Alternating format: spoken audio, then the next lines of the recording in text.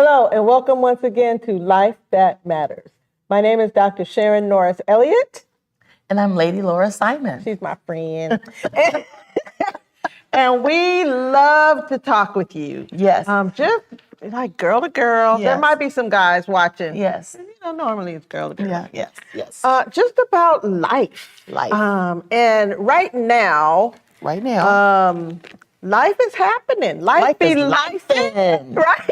Life be lifing. And we are talking about my newest book, After Him, A Widow's First Year Devotional Journal. Just came out from Abundance Books.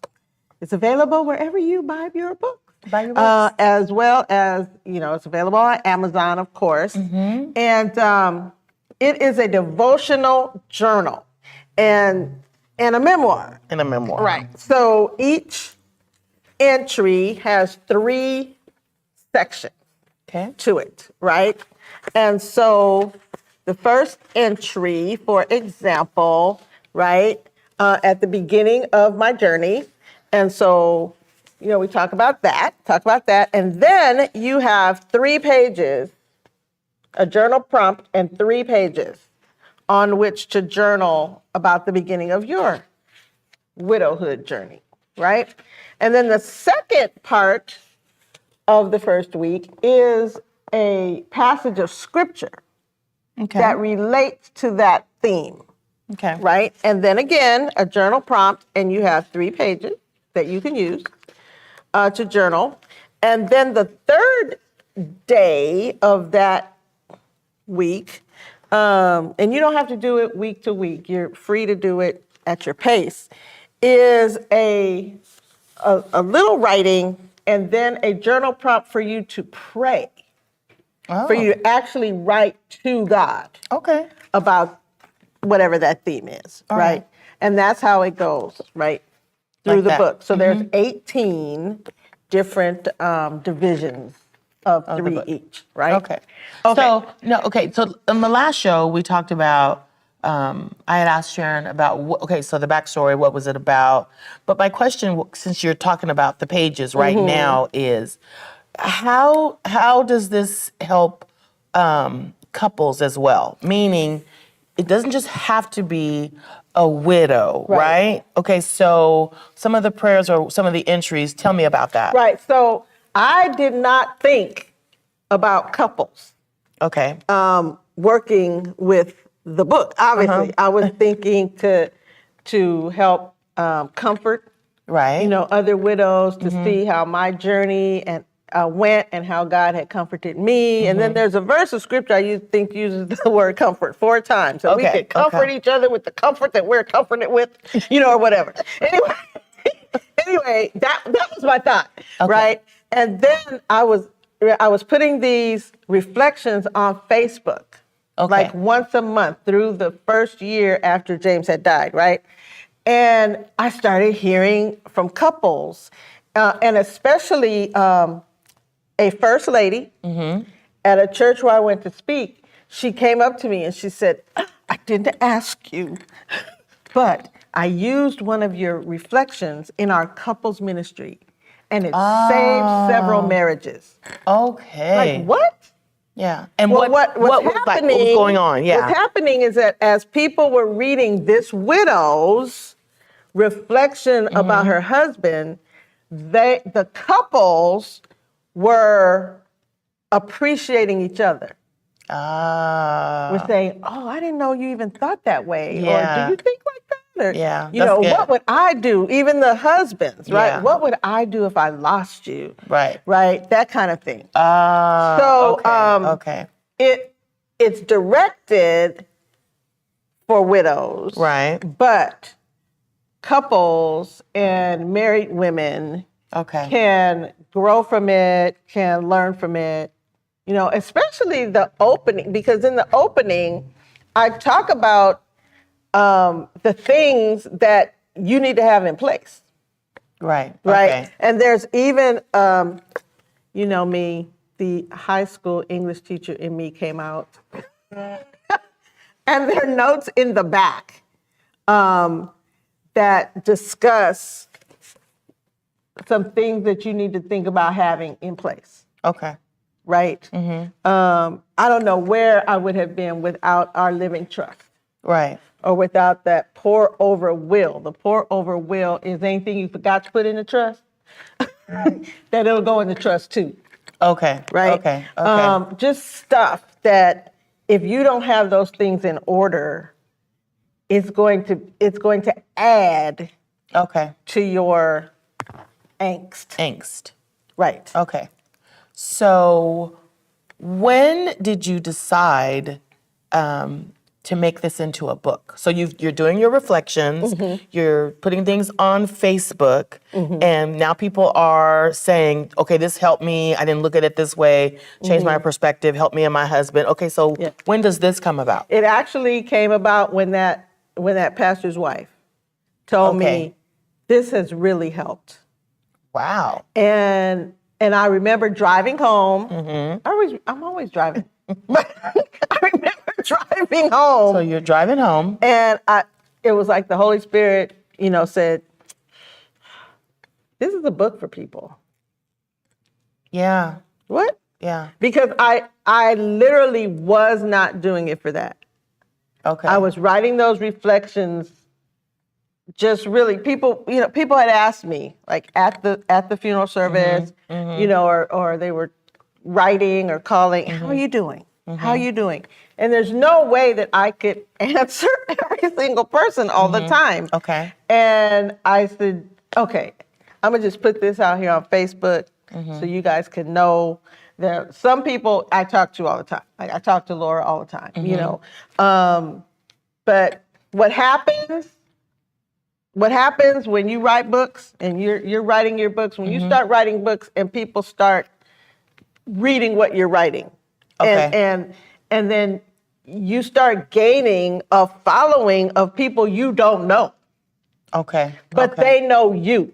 The types of books that I write for women, I've been told that you feel like you're sitting across the table, from me with your coffee. Having a sip. Having a sip, or what have you while you're reading, so you know me. Okay. And it was a blessing because people from everywhere, they were praying for me, and as I was going through with James's illness and all of that. But then afterward, it was like I just needed to get this out. So, is everything in here about after him, or you were saying, okay, at the front part of the book, this is what you need, think of, this is going to help you get through. So my question is, and I know in one of the other segments, we talked about like when he actually transitioned, passed, died.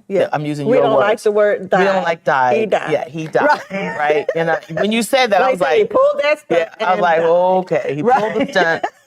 Right. And he transitioned. Yeah. That's the new word, That's transition. the new word. And you said to me, no, he died. He died. And so it's like, oh wow, okay. Right. All right. So what do you say that to the widows in here? What do you say? What do you say? I talk about very candid. Can you tell? I just want to tell you, look, girl. You want? So you're saying? I'm saying, look. Here's what happened on this. Here's how I'm feeling a month in. Okay. Right? Okay. Here's how I'm feeling 2 months in. Okay. That kind of thing is what, this is what I'm thinking. This is what has happened. Right? Okay. That kind of thing. For example, I don't like to say, I lost my husband. That just seems like, that is so irresponsible. Yeah. You just lose him. Well, where'd he go? What happened? He's not lost, right? He's I not know lost. Exactly. He's not lost. Where he is, right? I talk, one of my favorite ones is when I talk about how you might not have these great memories.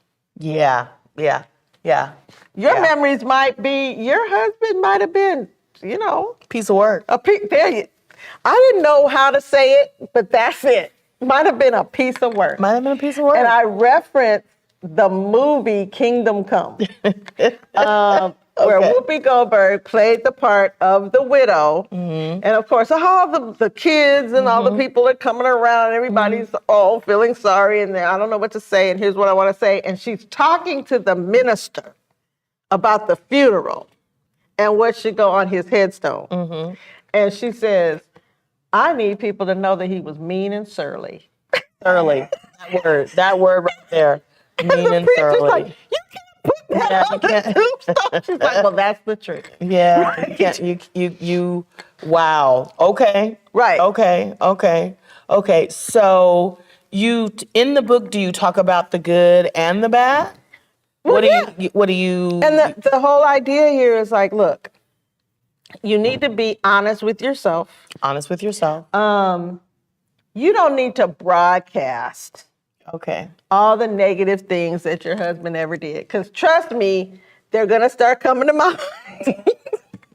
You're going to remember. So you're saying you're going to remember. You're going to remember some of that stuff. The stuff. Okay. Right? Okay. Because you're going to go through what those stages of grief or whatever. And at one point you will be angry. So you'll be angry that he left you? Are you about whatever? Angry that he left? Angry that you didn't get to do like all the things, you know, like James had been retired 10 years, I think, before I was retired.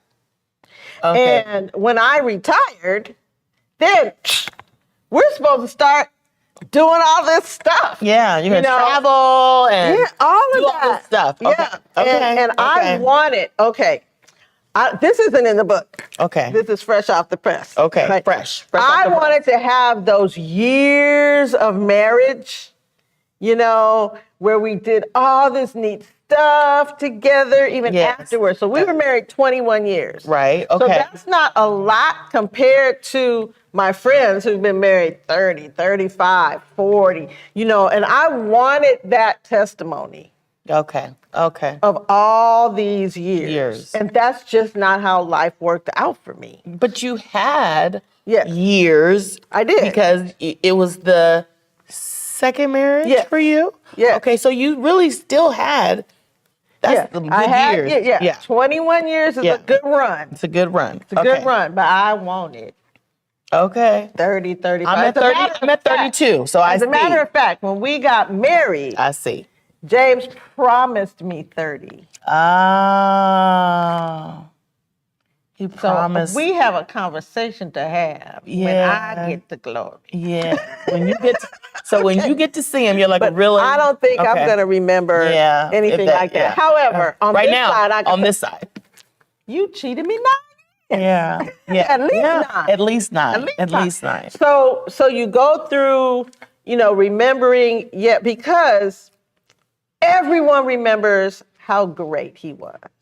Right. Okay. Everyone. And he was a major deacon. Okay. At our church. Everyone loved him, looked up to him. You know, he was fun, you know. And all of that.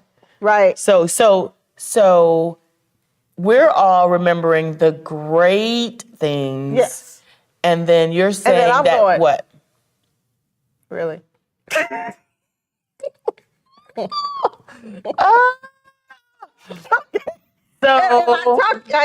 so you say that. Hey, you know, don't feel like you have to have some kind of, like you're guilty.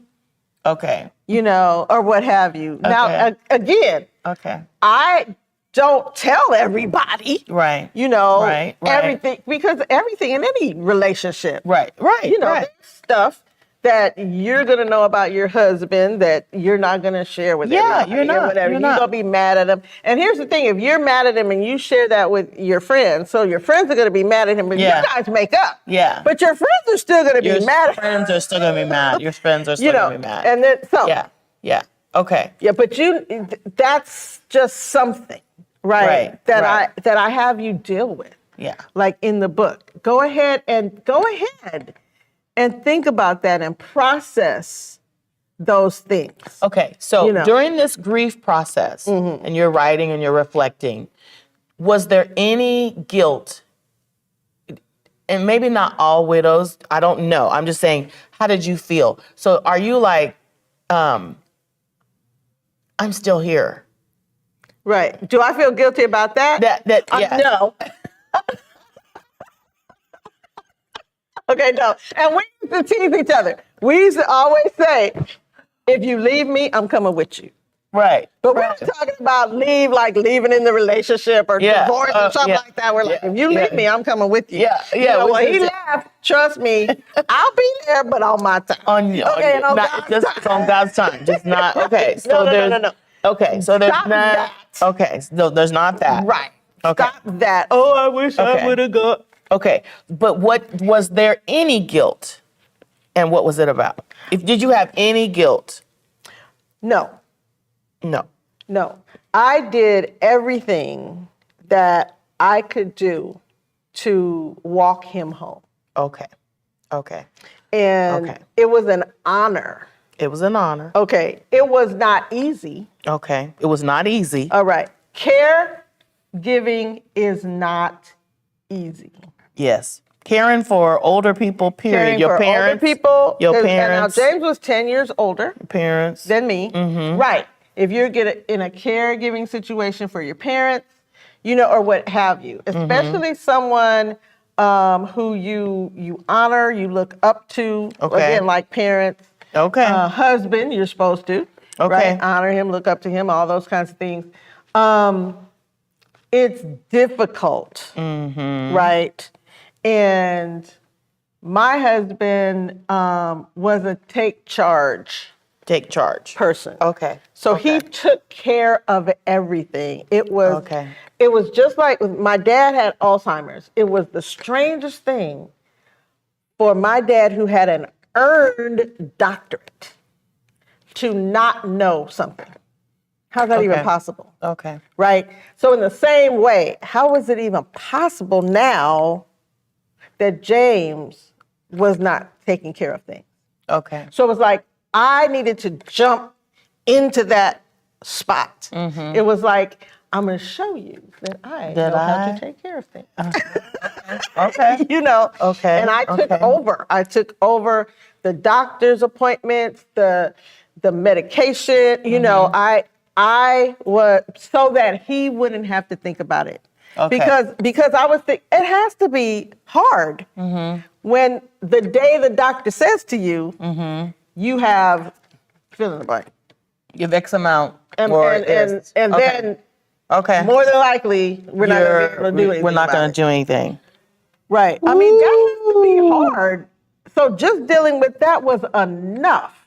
Let me now do that's the for better or worse, for richer, for poorer, for sickness, health. Sickness and in health. There it goes. Till death do us part. There you go. So you live the death. I live the vows. Yes. Death do us part. Right. Okay, so how can the book help the first year or the widow beyond? Because me looking at some of this, me reading some of the pages, I think it turns into, it can help couples, but how does it help the first year widow? I do have a few that we've gotten the book for. And when we say first year, it doesn't necessarily mean the 12 months. Ah, okay. That's what I'm asking. Yes, okay. Everybody, I'm sure you've all heard this. Everybody deals with grief differently. Right.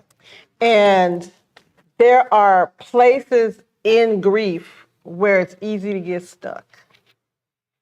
Okay. Okay. One lady I know is still in the first stages, and I believe her husband's been gone 8 years.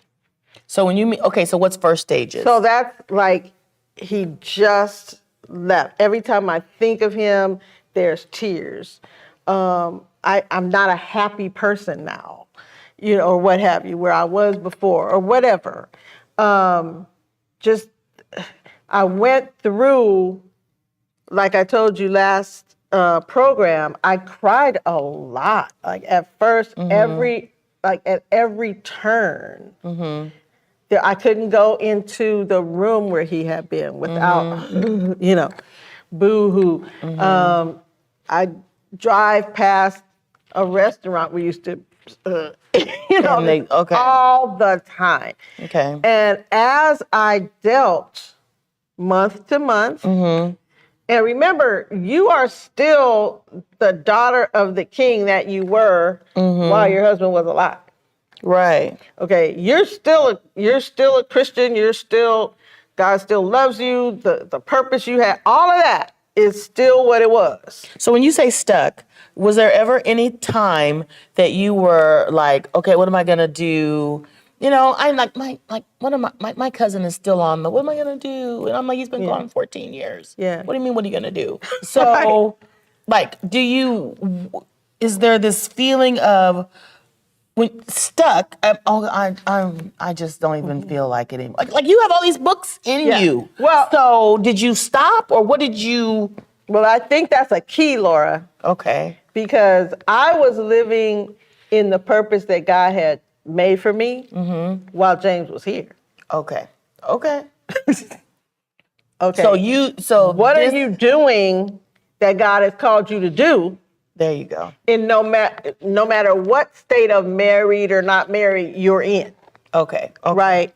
And so that I did have the purpose God had called me for. Okay. I was already living in it. Okay. Right? Now, people had to wait a minute for me to kind of get myself, Right. Get your bearings. Okay. Right?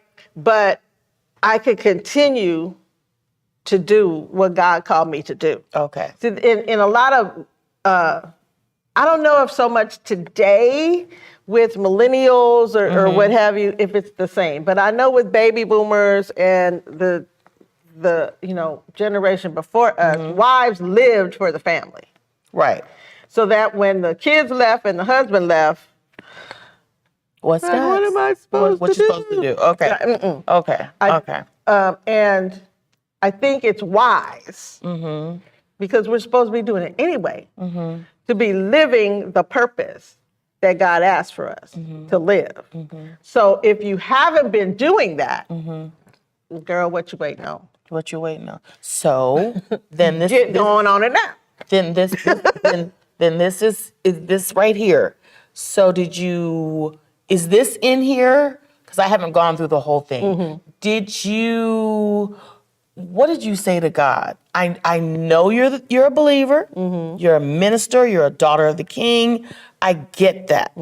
But when he died, what did you say to God? Was there any type of me? I don't know. I want to say. I'm gonna be here. Then I'm gonna be. I'm good, God. I'm good. But really, was there any question? Because I know you love God, right? Okay, we love God. But did you ask God anything, or did you feel any type of way, even just for a moment? And then during the tears and stuff, how you feel? Did you ask God anything? I think it was more of, what's going to happen next? More of a what's going to happen. Okay. Than what am I going to do? Okay. What's going to happen? How's it going to happen? What's it going to look like? What's it going to look like? Yeah. Okay. And how did you feel about being alone? Yeah. How you not good. Okay. Because that part, I'm not good. How you feel about being alone? Right. And how did you feel in the house? I don't know about that. I was good in the house. So you were good in the house? I was fine in the house. But remember, she knows this. You guys don't know this. You can't remember this, but she can remember this. Almost immediately, I started remodeling the house. Right. Okay. Right. Okay. Okay. For example, I sold his car. Okay. Almost immediately. Okay. Because we parked our cars in the garage. Okay. And we had a little to open and close the garage. So every time I came home, remember I told you he was retired about 10 years before me. So I was still going to work. So I would come home from work, open the garage, his car would be there. That was a pleasant thing most days. Anyway, it Most was a days. pleasant Okay, thing. okay. I'm like, ooh, he's home. After he died, I pull up in the driveway. Bzz, he's not home. Yeah. See, that's The what. car had to go. Yeah. Okay. You see? Okay. So each step, it wasn't so much of a what am I going to do for me, and this can be for you because see, your life matters. You're one with the Holy Spirit, right? Right. It's a daily walk. Okay. It's more like, okay, here's something that has come up. This car is in this garage.